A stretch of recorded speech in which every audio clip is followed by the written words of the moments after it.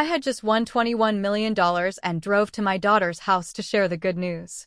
But as I stood at her door, I overheard her voice. If we increase the dose by Christmas, she won't even remember who she is. I didn't knock. I turned around, drove home, and started my silent game. You know, I once held $21 million in my hands, ready to change my daughter's life forever. But standing outside her front door, I heard something that didn't just break my heart, it shattered it, piece by agonizing piece, as I realized my own flesh and blood was planning to erase me. I gripped that envelope, the one with the numbers, $21 million. It felt like a second heartbeat in my palm, thrumming with the shock of what I was hearing. I wasn't going to give Nora all of it, of course not. Just a little something. Help with the mortgage, fix up their kitchen, maybe a fund for my granddaughter, Emily. That was the plan. A good surprise. But some surprises don't land where you hope. Their voices cut through the door, sharp and clear. First, Jake, my son-in-law, calm and chillingly calculated. If we up her dosage slowly, by Christmas, she won't remember who she is. Then Nora, my daughter, my own flesh and blood, she won't fight back. She's soft now. This is the only way. Something inside me didn't just break. It tore. Clean. Sharp. Like paper ripping. There was no fixing this. I didn't knock. I just turned around, drove home. No tears, no shaking. Just a strange, mechanical calm. That night, two things arrived: a bottle of whiskey I had no intention of drinking, and a set of hidden cameras I fully intended to use. I installed them myself, my old hands steady. One in the kitchen.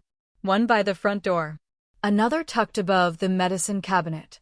I checked every angle, every shadow, every sound. They say when you get old, you become invisible. Maybe. But invisibility has its uses. 3 nights later, they showed up. Nora brought a casserole, playing the perfect daughter. Jake flashed a smile that never reached his eyes. Everything was normal. Small talk, compliments. Emily wasn't with them. She still had a soul, I suppose. Jake, who'd never lifted a finger, offered to help with dinner cleanup. While I was rinsing dishes, I saw it. A quick glance at the cabinet. A hand slipped into his pocket, a second too long.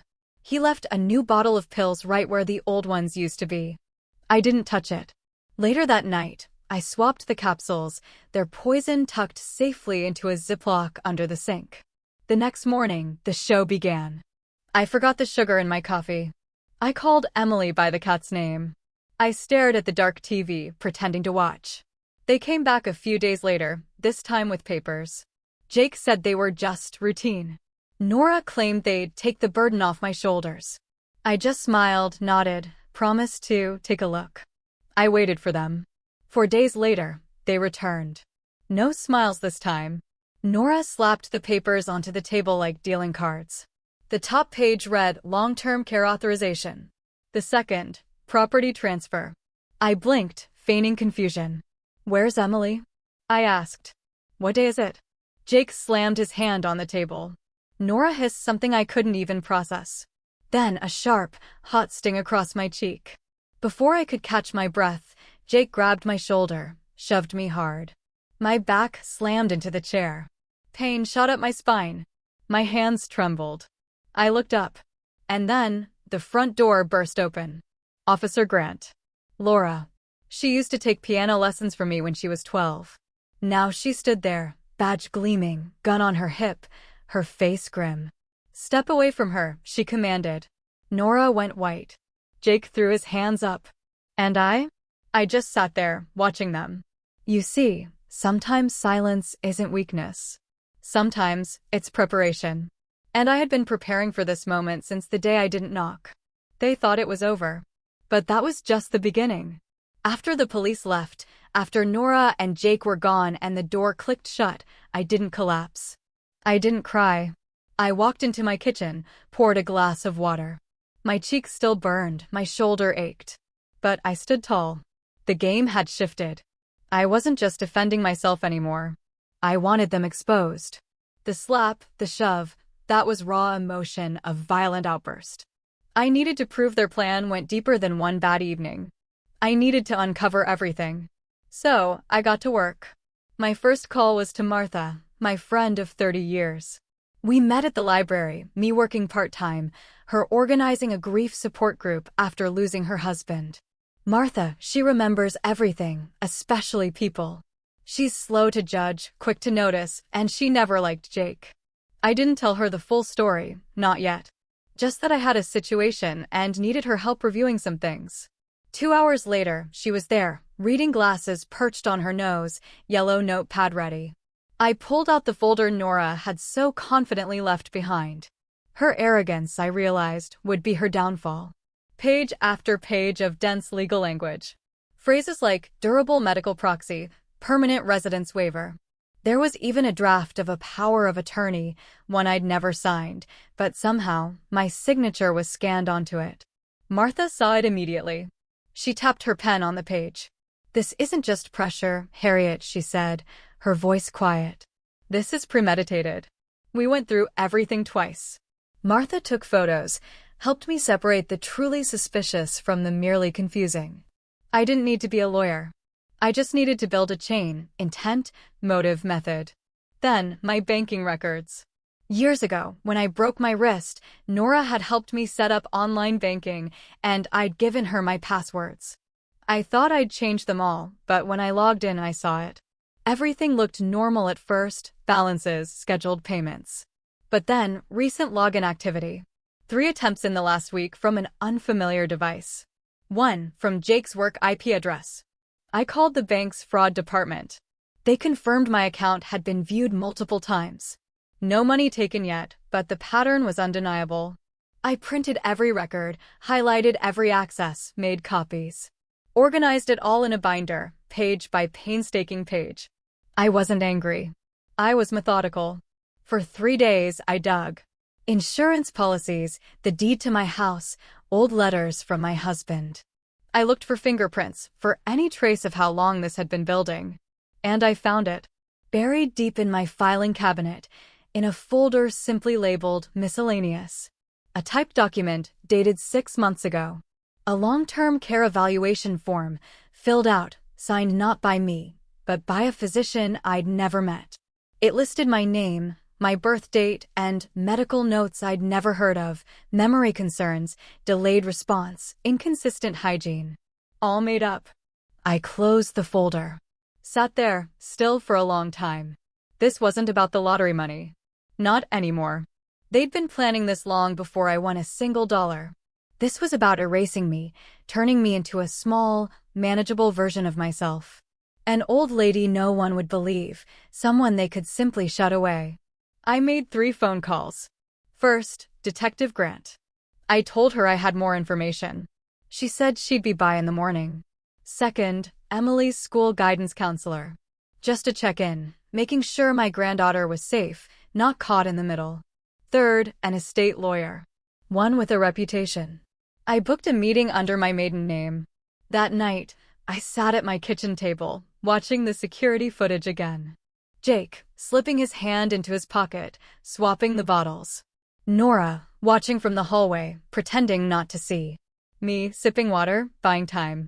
I played it twice. Not because I needed proof, but to remind myself that I hadn't imagined it.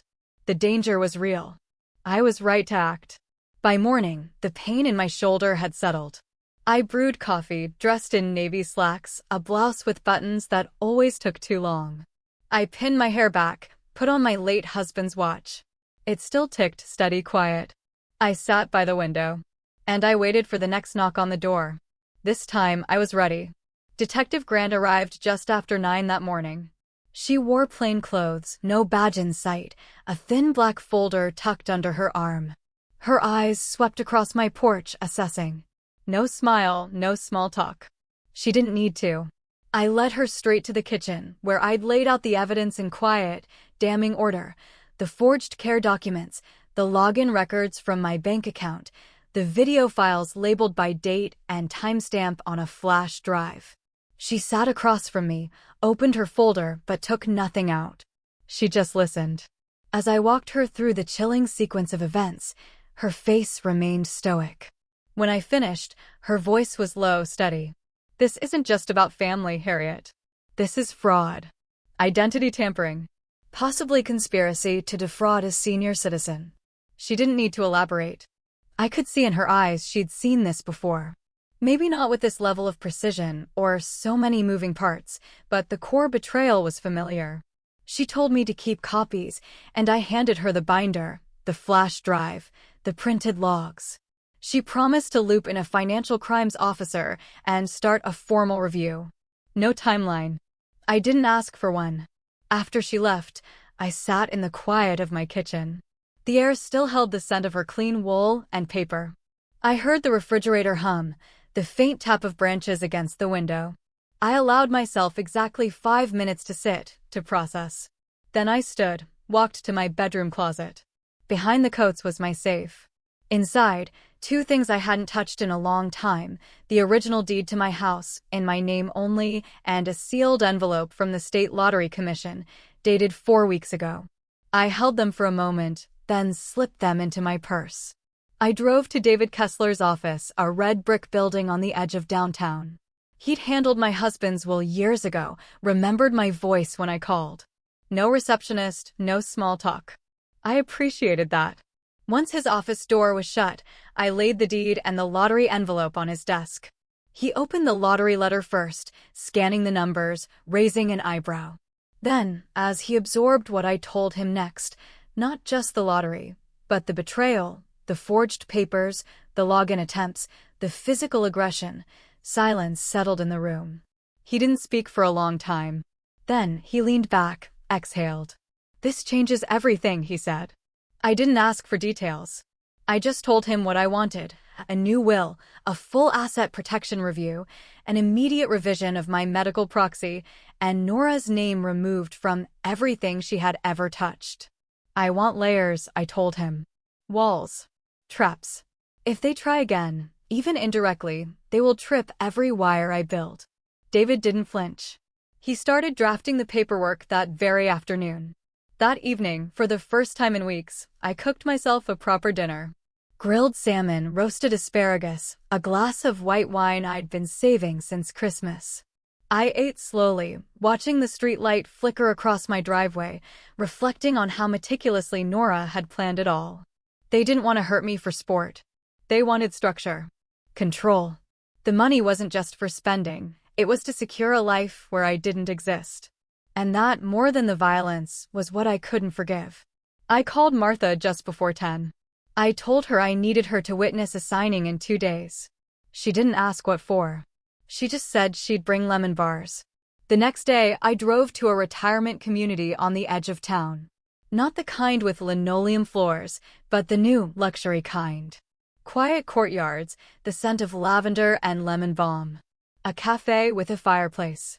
I walked the halls alone, introducing myself as a potential volunteer, a music teacher, a neighbor, a friend. I met 3 women in the reading room who looked exactly like me, just a few years ahead. Sharp minds, clear eyes, empty chairs beside them. I sat with them for 15 minutes, listened to their stories, their routines, their disappointments. They had been someone's mother, too. Someone's wife. Someone's bank account. I smiled, thanked them, and left. On the way home, I took the long route, passing Jake's office. Lights off, lot empty, but his name still painted on the window. I parked across the street and stared, not with hatred, but with calculation. Back home, I filed the draft Will David had sent. I reviewed the security footage again, just once. Then I set up a new backup system, emailing copies of everything to a storage drive under a new name. I was no longer planning defense. This was offense. By the end of that week, the foundation was laid. New legal structures. A firewall between me and every single one of their schemes. But I wasn't done. I wrote a short letter, sealed it, addressed it to an attorney I hadn't seen in 15 years, a woman named Judith who specialized in elder abuse litigation. Not because I needed her yet, but because I might. Then I went outside and watered the plants. The wind was cool, the sky dark with a low hum of summer thunder. Everything smelled of soil and fresh-cut grass. Inside, the cameras kept rolling. The footage kept building. My strength kept growing. They had touched the wrong woman. And I had only just begun. By the end of that week, my outer defense was locked down. Legal protections in place. The cameras had recorded enough to speak for themselves if I ever lost my voice. But defense wasn't enough anymore. I refused to wait for them to strike again. I was done being the hunted. I had the evidence. Now I had to turn its weight against them. The first step wasn't loud. It was a name on an envelope. I mailed 3 certified packages to 3 separate places: the state's Adult Protective Services, the Ethics Committee at Jake's engineering firm, and the managing partner of the law firm where Nora used to clerk, a place that prided itself on legacy and reputation. Each envelope held the same thing: a thumb drive with video clips, scans of the forged documents, and a short, calm letter with dates, times, and cold, hard facts. No accusations, no threats. Just the truth. Delivered. I didn't wait for a reply. I didn't need one. The point wasn't conversation. The point was consequence.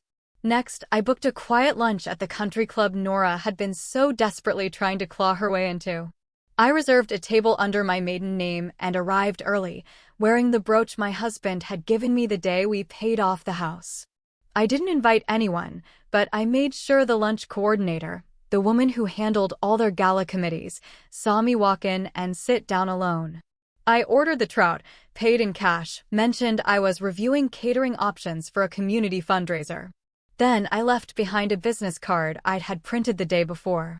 It listed only my name and the phrase Community Advocate, Bloom Foundation. No phone number, just a website. That website? It had only 1 page.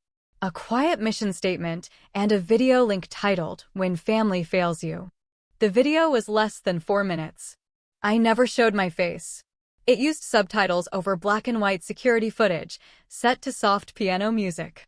No narration, just visuals: a woman being handed a document, a man swapping bottles in a kitchen, a slap, a fall.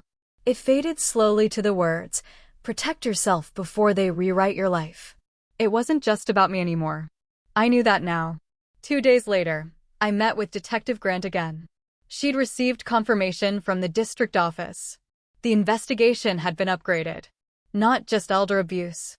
Now it included forgery, misuse of protected medical information, and conspiracy to defraud. She asked if I was willing to testify. I told her yes. Without blinking. That night, I slept with my window open.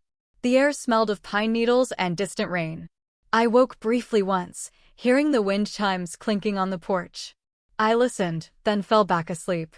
2 mornings later, Jake lost his job. I didn't hear it from him. Martha got a text from her nephew, who worked in the building next door to Jake's office. Apparently, a private meeting. Then Jake left the building without his security badge. It only took one look at the footage: the slap, the switch, the falsified document. The firm wanted no part of that liability, especially with state investigators watching. I didn't gloat. I didn't smile. I watered my garden like any other morning, trimmed the lavender, swept the walkway. But I allowed myself one small nod as I passed the mailbox. Nora held out longer. She had more layers, always better at pretending. But the cracks started showing fast. Her name vanished from the club's social calendar. Her volunteer slot on the Historic Preservation Board was quietly reassigned.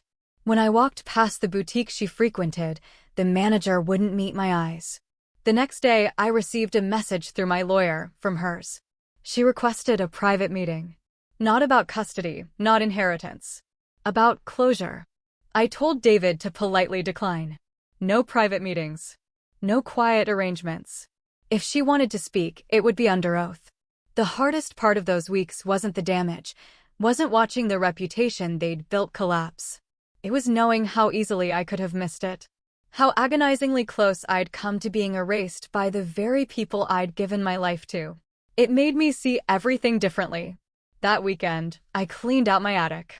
Found old photo albums I hadn't touched in years, letters from my late husband, birthday cards from when Emily was just a toddler. I carefully boxed them, moved them into my study, into the cabinet where I now kept my legal files and backup drives. The past and the future, side by side. On Sunday, I made a small, anonymous donation in Nora's name to the local women's shelter. Not out of forgiveness, not out of guilt. But because sometimes, even when people try to destroy you, you don't have to let them change who you are. I was Harriet Bloom. And I still was. And the storm I had unleashed? It was only just beginning. The blowback started almost immediately. When people begin to fall, they rarely go quietly. And Nora? She wasn't about to go down without a desperate struggle. 3 days after Jake lost his job, I noticed a car parked across the street from my house. Same make and model, different plates every day. No one got out. They never rang the bell. But the engine purred for hours, always facing my front window, always around the same time Nora used to drop off her saintly daughter baked goods. I didn't panic. I just added one more camera angle to my security system and went about my day. But I knew. It was her or someone hired by her, watching, waiting, looking for weakness. That same week, a letter arrived from a law firm I didn't recognize. The tone was sharp, aggressive. It accused me of falsifying claims, manipulating video evidence, and maliciously damaging Nora and Jake's reputations. They threatened defamation suits, countersuits, financial restitution. I handed the letter to David Kessler, then made a pot of Earl Grey. He read it while I clipped basil from the garden. He looked up, nodded, and said he'd handle it. He asked if I had updated backups of all the original files. Yes, I told him. 3 copies. One in my fireproof box, one with Martha, one in a safety deposit box at the credit union. That night, rereading the original forged documents, I saw it again. Nora hadn't just tried to trick me. She'd used legal formatting, my old signature lifted from tax returns, even a mock notary stamp from some online template. She knew exactly what she was doing. And now, with the law closing in, she was scrambling, throwing darts at a wall. Then came a call from an investigator from the State Board for Medical Licensing. She'd seen the footage. She was pursuing disciplinary review against the physician who'd signed that initial elder care assessment. He'd signed off without ever meeting me. Never even called. Just took Nora's word. His license was suspended within days. I thanked her. After the call, I sat still for a long time. That doctor, a man I'd never seen, had come that close to declaring me legally incompetent. If things had gone just a little differently, I could have been locked away, forgotten, drifting. He was a stranger, but his carelessness nearly stole everything. And Nora had counted on it. I wrote his name down, filed it. Not for revenge. For a record. A full, clear map of how close I came to being erased. Later that week, Nora tried something bolder. I came home from the pharmacy to find my gate open. Nothing looked obviously touched, but in the kitchen, my spice drawer was slightly ajar. One label peeled. The white sticker on the chamomile tea jar had a tiny, faint fingerprint in ink, visible only when I held it against the light. I didn't drink the tea. I called Detective Grant. She arrived that evening with a quiet team, no lights, no sirens. They took samples, photographed the scene, asked if I'd consumed anything I hadn't prepared myself. No, I said. She nodded, placed a small recorder on the counter. Speak freely, just in case. I didn't feel afraid. I felt steel growing in my chest. 2 days later, she confirmed it. A sedative had been laced into the chamomile. Same compound, same dosage, same manufacturer they'd tried to switch my medication with. They hadn't given up. They had escalated. Desperation, yes, but desperation makes people careless.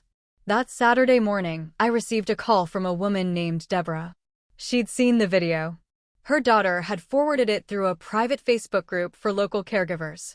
Deborah's own mother had lost her house 6 months earlier under similar circumstances. No footage, no proof, just paperwork and manipulation. She wanted to thank me, said she was speaking to a lawyer now. I hung up, stared out the window. Maybe what happened to me wasn't just about my family. Maybe it was something wider. A quiet epidemic, hiding behind polite dinners and fake smiles.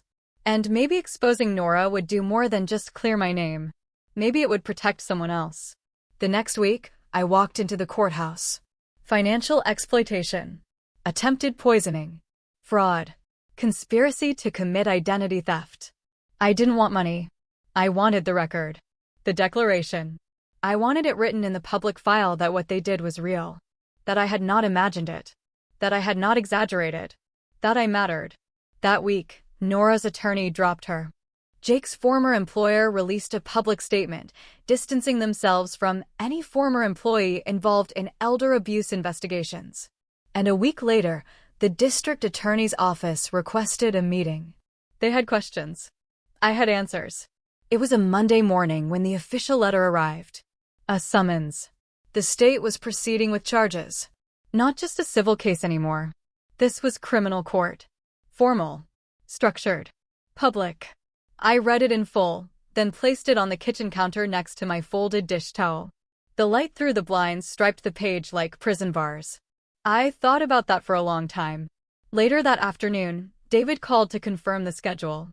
I would give a statement. I would appear in court. But before any of that, a recorded mediation.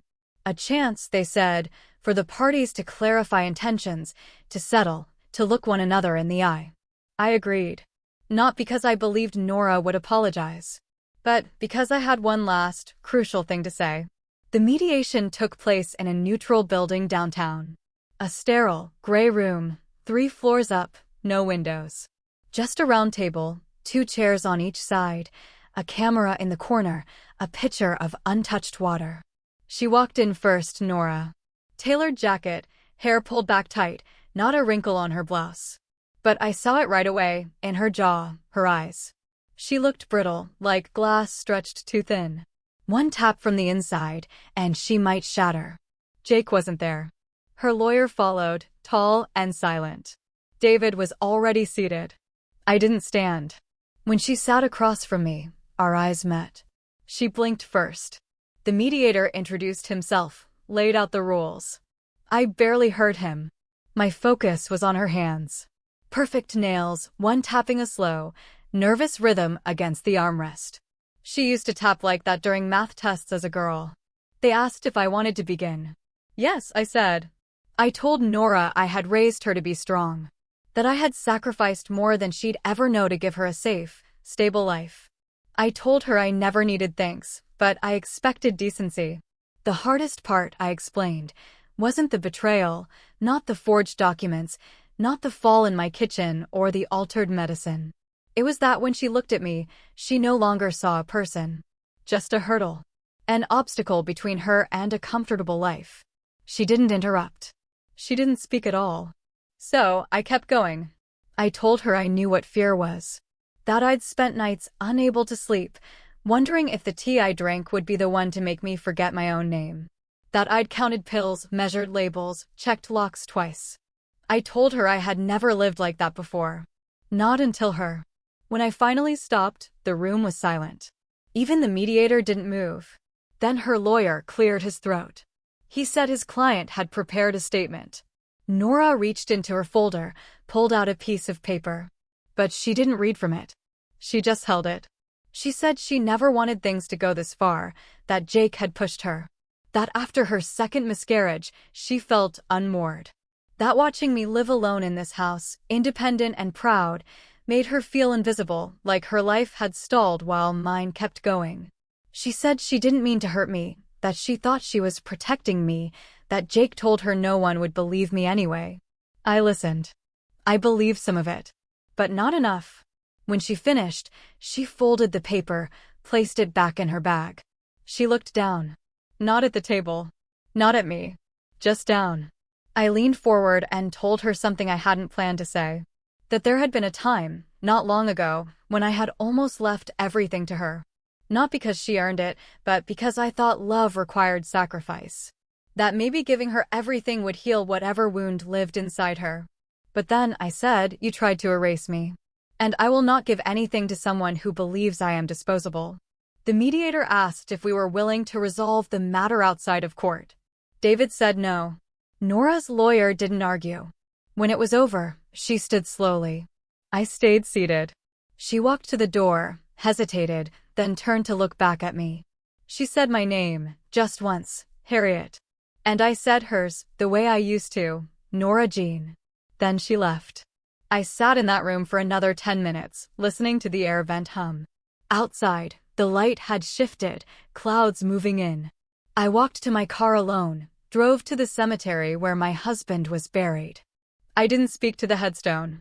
I just sat on the bench beside it and let the wind blow across my face. I had thought that facing her would bring me peace. But peace was not what I felt. It was something else. Something quieter. Like a deep shift inside my bones. The moment you stop fighting to be heard and start choosing who deserves to hear you. Back at home, the house felt heavier. Not darker, just fuller somehow. I made soup. I turned on the porch light early. I pulled the spare quilt from the closet and left it folded at the end of the bed. There was a storm forecast for the weekend. I wasn't worried. I had weathered worse. And I wasn't alone anymore. The wheels of justice were moving now. I could feel it. Slow, deliberate, but unstoppable. Nora would face what she had done. And I would face what came next, not with fear, but with clarity. Because I knew who I was. And no one, not even my own daughter, could take that from me again. The next Sunday, I found myself in church. Not for the sermon, just for the stillness. Martha joined me, sitting beside me in comfortable silence. After the service, she handed me a small wrapped package. Inside was a photo frame. She'd taken a screenshot from the news clip the moment I walked out of the courthouse, head high, spine straight. "You should see yourself the way we all saw you that day," she said. I thanked her. That night, I placed the frame beside my dresser mirror. Not as a trophy, not as a warning. As a reminder, sometimes survival is quiet. Sometimes it doesn't shout or break. Sometimes it just stands. And I had stood through all of it. Then, a Thursday morning. An envelope, hand-delivered by David, his smile tired but steady. He didn't sit, just stood there watching me open it at the kitchen table. I unfolded the letter, 2 short lines in elegant font. An invitation. Nora and Jake were hosting a family appreciation dinner at their country club. No signatures. No handwritten note. No apology. Just the bold presumption that I would show up. David waited for my reaction, arms crossed lightly, as if he already knew what I was going to say. I set the letter down without a word, walked to the cabinet near the stairs. I pulled out the navy blue folder I had kept sealed since the morning after the police raid. Inside, copies of the security footage, transcripts of Nora's conversations, testimonies, a full record of the forged prescriptions, the slush funds, and even Jake's signed waiver admitting to the sedative swap. I handed the folder to David. "It's time," I said. He nodded once and left. No discussion. No explanation needed. Saturday night arrived. The country club parking lot glowed under golden light. Expensive cars lined the front. A valet took my dusty station wagon without blinking. Inside, the air buzzed with polite laughter, clinking wine glasses, shallow conversations. I hadn't been to an event like this in years. But I wasn't there for nostalgia. A woman with a clipboard ushered me to my seat. I was alone at a table near the stage. Everyone else sat in clusters, some whispering as they noticed my presence. I didn't return any greetings. Then Nora walked out. Her hair curled tight, lips painted a red too bright for her usual taste. She took the mic with the ease of someone used to applause. She spoke of legacy, of family, of giving back. Jake stood beside her, nodding like a bobblehead. And just as she reached the line about honoring the women who raised us, the ballroom doors opened. 2 plainclothes officers stepped inside. They didn't shout. They didn't rush. They moved with the calm certainty of people who knew exactly what they were walking into. One approached Jake. The other walked straight to Nora. It happened so fast most guests didn't register what was going on until the bracelets clicked. A ripple of confusion. Gasps. A few shrieks. Nora's voice cracked. "What is this?" Jake's face went a shade I can only describe as empty. The officers didn't explain. They simply led them out, quietly, firmly. I remained seated. I didn't need to follow. I had already seen the scene play out in my mind a dozen times. But then something happened. Emily walked out from the back of the room. She'd been hiding behind a curtain near the service entrance. She didn't look at me. She just stood there, watching her parents being escorted through the side doors. She didn't cry. She didn't run after them. Instead, she turned to the stunned crowd and said, "My grandmother saved me." Then she walked toward me and sat down. Silence settled over the room like a thick fog. No one clapped. No one whispered. Just silence. 2 days later, I signed the final set of papers at David's office. The trust was officially transferred. My winnings, minus what I kept for living comfortably, were now in the name of the Franklin Fund, a nonprofit created in honor of my mother's maiden name. Its mission was simple: to provide legal and emotional support to elderly individuals facing abuse, neglect, or coercion from their own families. I didn't need the recognition. I didn't need a plaque. But when the first call came through, from a woman named Sylvia, locked out of her own home after signing over her pension, I knew I had made the right choice. Later that month, I sat with Martha on the porch. She asked if I felt better. I didn't answer. I just looked out at the garden. The daffodils were blooming again, the ones Nora once planted with her tiny hands. I no longer needed to understand what went wrong.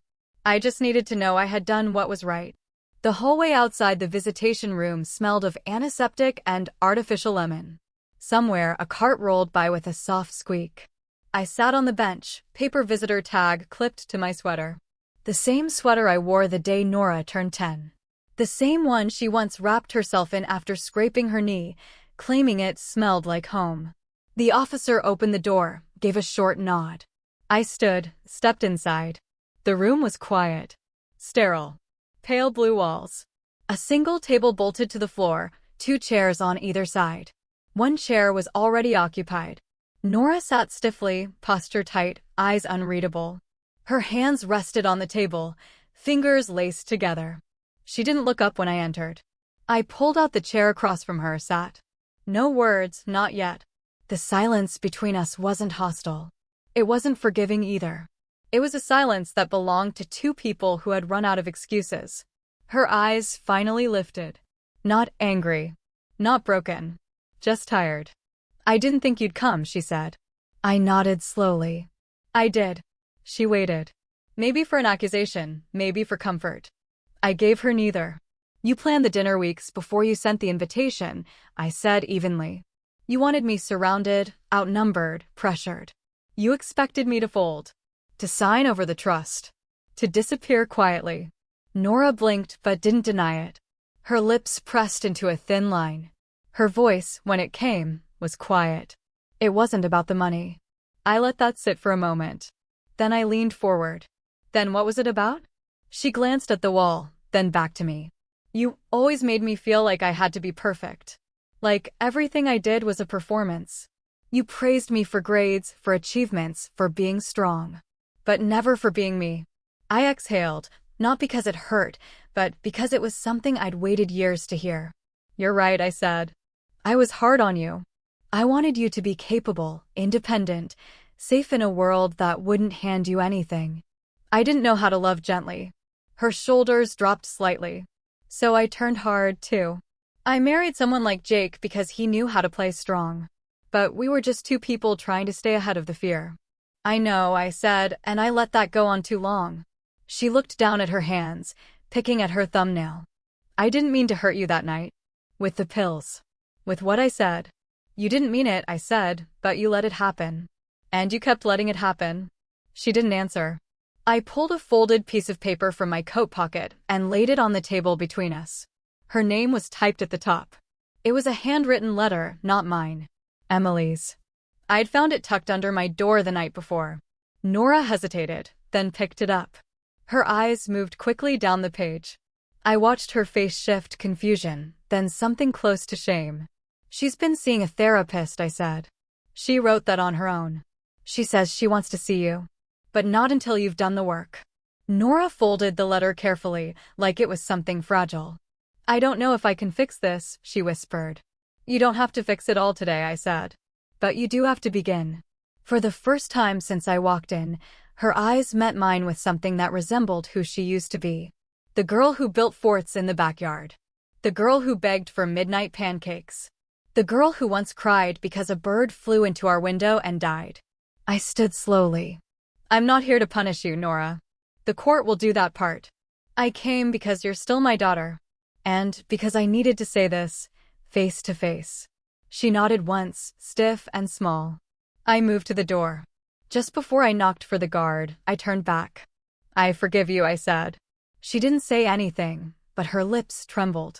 As the door opened behind me, I saw her clutching Emily's letter like it was the only real thing in the room. I stepped into the cold air outside. The wind was sharp, but clean. Martha was waiting in the car reading a book, her glasses pushed halfway down her nose. She didn't ask how it went. She just offered me a thermos of hot tea and turned on the heater. We drove in silence for a while, the city slowly unfolding into the distance. At a stoplight, I looked over at her. "Do you think she meant it?" Martha didn't answer immediately. Then she said, "Sometimes the first sorry is the one they say to themselves." I watched the traffic move past us. I didn't feel victorious. I didn't feel hollow either. I felt done. Not with being a mother. Not with being hurt. But with carrying it all alone. And maybe that was enough for now. It was quiet in the house again. Not the kind of silence that once pressed heavy against my chest. Not the silence that came with waiting for footsteps that never arrived, or phone calls that always came with expectation, not love. This was a new kind of quiet. A gentle one. A silence with space to breathe. I had started waking up without the knot in my stomach. It didn't happen all at once. It crept in day by day, as I cleared the clutter from my kitchen replaced the old curtains in the living room, planted marigolds by the porch, and watched them bloom. There was peace in the doing. Some mornings I sat out with a cup of tea, wrapped in the same shawl I'd worn on Emily's first day of kindergarten. That morning felt like another lifetime. But the warmth in my chest as I remembered her tiny hand waving from the school bus window stayed with me. Emily hadn't come to visit yet, but she called. Not every day, but enough. Her voice was soft, sometimes uncertain, like she didn't quite know how to talk to me without Nora translating. But it was her. And that was more than enough for now.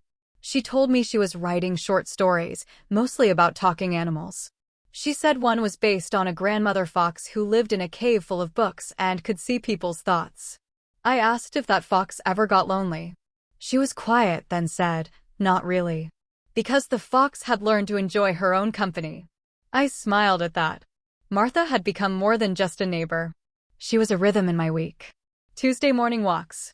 Friday lunches at the corner cafe. Sunday evenings watching old black and white movies I never had time for before. One afternoon, I helped her repaint the fence around her vegetable garden. We didn't talk much that day, just the sound of the brush moving along the wood, the occasional scrape of a chair, the sun climbing across our backs. It was ordinary. But it was the kind of ordinary I had once thought was gone for good. I also started volunteering at the small thrift bookstore downtown, just a few hours a week. Mostly sorting donations, sometimes helping older customers find large print titles. The first time I walked through the back door, the scent of paper and dust settled over me like an old quilt. I hadn't realized how much I missed being useful in a space that wasn't tied to survival. There was a woman there named Judith, in her late 60s, sharp-witted and always wearing earrings the size of walnuts. She didn't pry. She just welcomed me with a kind of unspoken knowing. We didn't talk about our pasts, but somehow we understood each other. And that was a kind of intimacy I hadn't had in years. One evening as we were closing up, she handed me a slim book of poetry. Said it reminded her of me. I took it home and read the whole thing in one sitting. One line stayed with me longer than the rest. Some wounds don't close because they were never meant to. They grow into doors. That night, I didn't cry. But I sat up in bed, hand on my chest, breathing slow. I wasn't mourning anymore. I was remembering. And that was a different kind of ache, one I could live with. I didn't miss Nora the way I thought I would. I missed the idea of her. The version of her that existed when she was 7 and tried to make pancakes for my birthday, burning every single one. I missed the sound of her laugh when she read silly books aloud. But the woman she had become had no place in my life now. At least not yet. Maybe not ever. And that was okay. Because for the first time in a very long time, I wasn't waiting. I wasn't planning escape routes in my own home. I wasn't second-guessing pill names or locking away papers in hidden drawers. I was just living. Fully. Quietly. Steadily. There was still work to be done on myself, on what I wanted the rest of my years to look like. But I was no longer running from the question. I was walking straight into it. And the path, while unfamiliar, didn't scare me anymore. I stood by the lake that morning, letting the sun kiss the back of my neck. The same lake I used to bring Emily to when she was little, back when her giggles could echo off the water and I believed family was something solid, unshakable. Now the lake felt like mine again. The breeze carried the scent of pine and something faintly sweet. Maybe the lilacs that had bloomed early this year.